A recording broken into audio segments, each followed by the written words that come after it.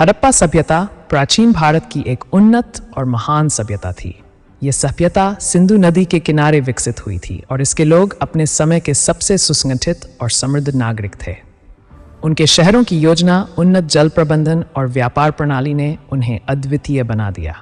एक बार की बात है, हड़प्पा के एक प्रमुख नगर के पास एक प्रसिद्ध व्यापारी देवश्री रहता था। देवश्री बहुत ही अमीर और सम्मानित व्यापारी था, लेकिन उसकी एक आदत थी कि वह अपने व्यापार में अत्यधिक लाभ कमाने के लिए कभी कभी नीतियों को नज़रअंदाज कर देता था। उसका मानना था कि लाभ ही सब कुछ है। एक दिन देवश्री ने एक नया व्यापारिक अवसर देखा। उसे एक विशेष वस्त्र लाने का मौका मिला जो बहुत ही मूल्यवान था और उसकी बिक्री से वह बहुत बड़ा लाभ कमा सकता था। लेकिन वस्त्र की गुणवत्ता सही नहीं थी और उसका सत्यापन भी नहीं किया गया था।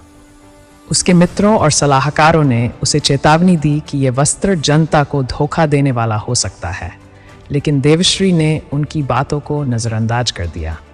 देवश्री ने वस्त्र को बाजार में बेच दिया और उसका मुनाफा बहुत ही अधिक था। लेकिन कुछ ही दिनों में जनता ने वस्त्र की खराब गुणवत्ता और धोखाधड़ी का पता लगा लिया। इस कारण से देवश्री की प्रतिष्ठा बुरी तरह प्रभावित हुई। लोग उसके प्रति नाराज हो गए और व्यापार में उसे भारी नुकसान उठाना पड़ा।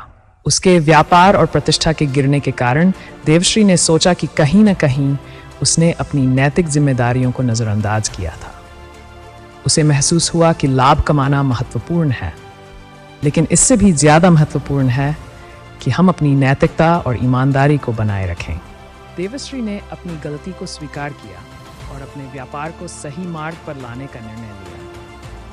उसने अपने उत्पादों की गुणवत्ता पर ध्यान देना शुरू किया और अपने व्यापारिक नीतियों में ईमानदारी और पारदर्शिता को प्राथमिकता दी। धीरे धीरे उसकी प्रतिष्ठा वापस लौटी और वह एक सम्मानित व्यापारी बन गया। मोरल: ईमानदारी और नैतिकता व्यापार और जीवन के हर क्षेत्र में महत्वपूर्ण है। सही मार्ग पर चलना और नैतिक जिम्मेदारियों को निभाना ही हमें सच्ची सफलता और सम्मान दिलाता है।